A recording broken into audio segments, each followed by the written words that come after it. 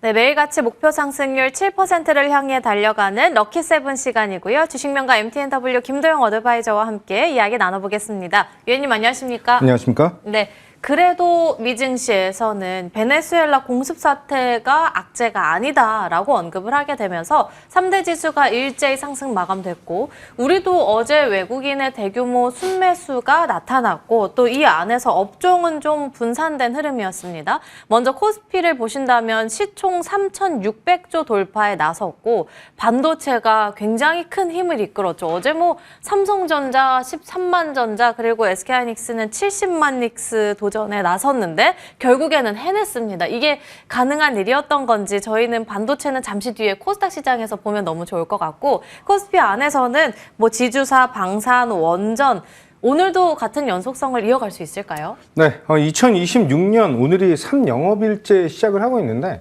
1월 2일 날에 안내드렸던 게 반도체와 우주항공 그리고 전일에 우리가 집중해야 되는 것은 반도체랑 원전을 안내를 좀 드렸어요. 그런데 현재 시장이 신고가, 지수적인 신고가, 그게 거래소 부분에서 굉장히 강하게 나타나고 있는데 2026년 초반의 분위기는 반도체의 독주라고 보기까지는 힘들다. 한마디로 보조대장을 보여주는 산업에 대한 주목도가 높아지고 있는 그런 포인트. 한마디로 원전과 우주항공 그리고 오늘 NXT 시장에서는 로봇 관련된 종목들의 움직임까지 나타나고 있는 그런 모습.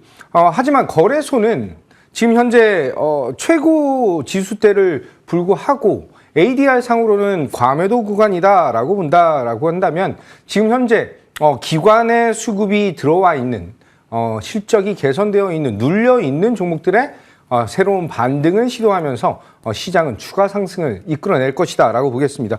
특히 이제 원전 산업 전일 미국 시장에서 SMR과 SMU가 15%, 30% 정도의 상승을 보여주는 것을 봤을 때 우리나라 원전 시장에 대한 니즈 제가 어저께도 정리를 해드렸는데 중요한 건 이건 것 같아요.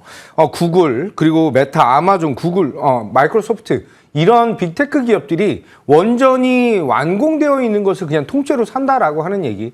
한마디로 지금 현재 AI 시대의 기업에 대한 척도 자체가 이 전력망에 대한 구조를 어느 정도 확보를 하고 있고 보유를 하고 있느냐로 전환되고 있는 그런 상황. 우리나라 같은 경우는 신재생 에너지와 원전 두 가지를 믹스해서 에너지 믹스에 대한 어필을 하고 있지만 글로벌 시장에서는 원전에 대한 니즈가 굉장히 크게 나타나고 있다라고 보시면 될 것 같아요. 2026년 그리고 2025년 말 그리고 2026년 초반에 반도체 투톱에 대한 강한 상승이 나타났기 때문에 그 구간에서 이제 원전에 대한 그 눌림목 공략, 자금에 대한 유입이 상당히 크게 나타나고 있다라고 보시면 될 것 같아요. 자, 종목 하나 보겠습니다. 두산 에너빌리티예요. 원전형으로 김도영 어드바이저를 만들어준 종목이기도 한데 4월 15일 날 추천드렸던 두산 에너빌리티의 움직임이 전일자 다시 한번 장대 양봉을 보여주면서 움직임이 상당히 고무적인 상황을 보여주고 있다라고 보시면 될 것 같아요.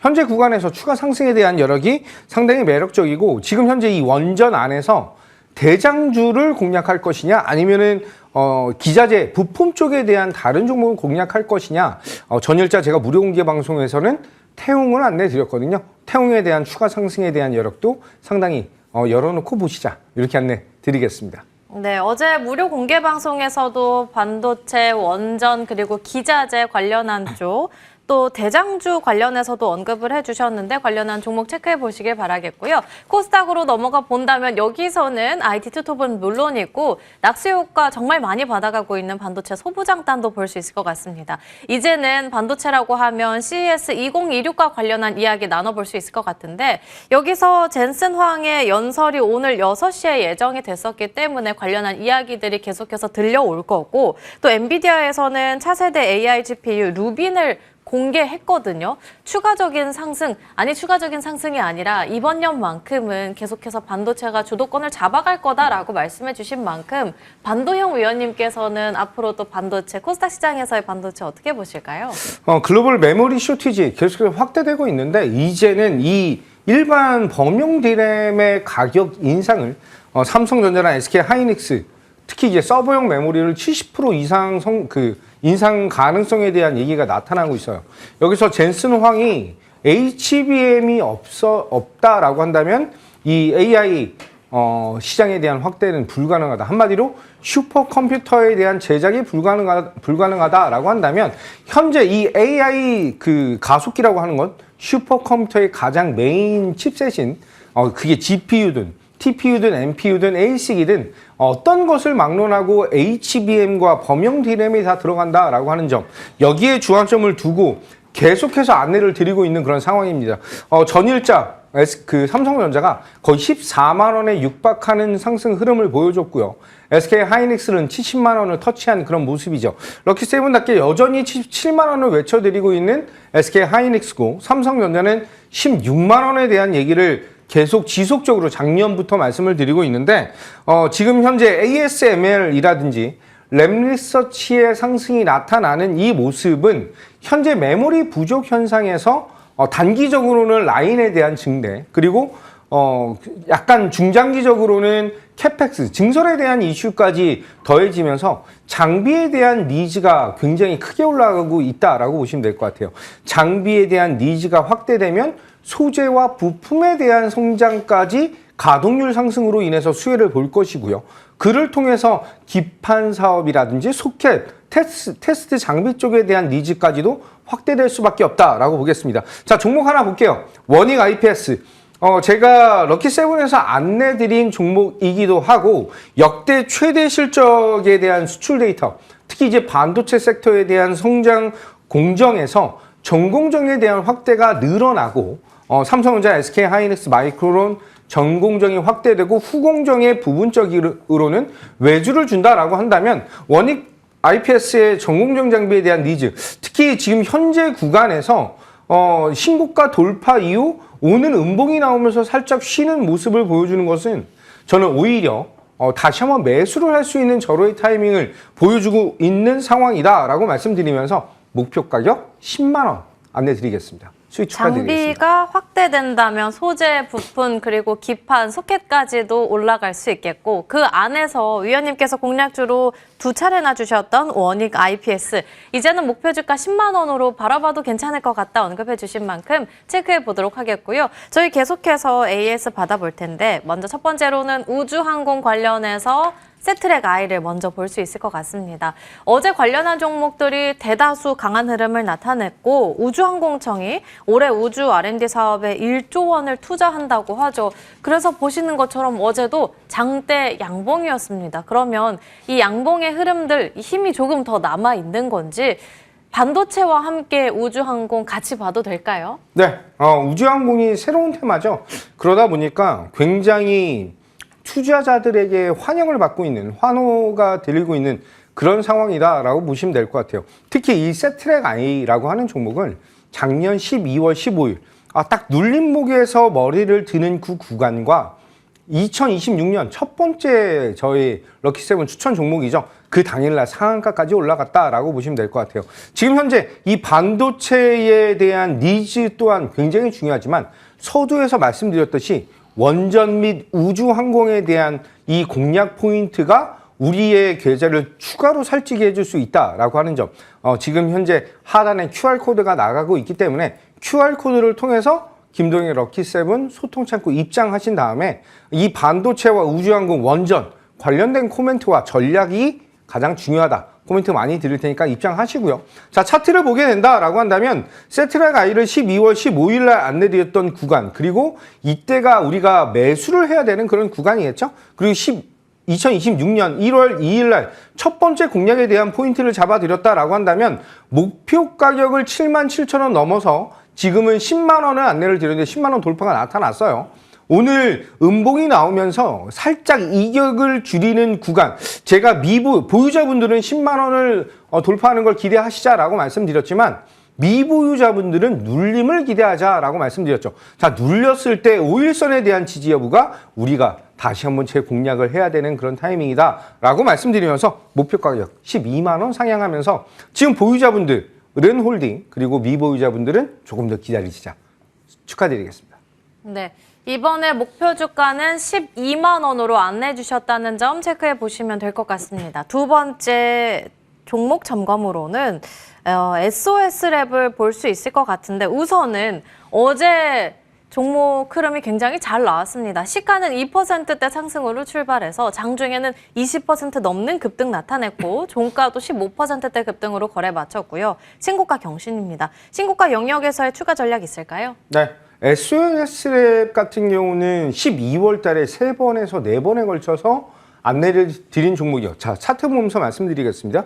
눌렸을 때와 횡보하는 구간이 우리가 매수를 해야 되는 그런 구간이다라고 본다면 이제 슈팅이 나오고 신고가 갱신이 나오는 구간은 우리가 수확을 해야 되는 그런 현상이 나타나는 자리겠죠.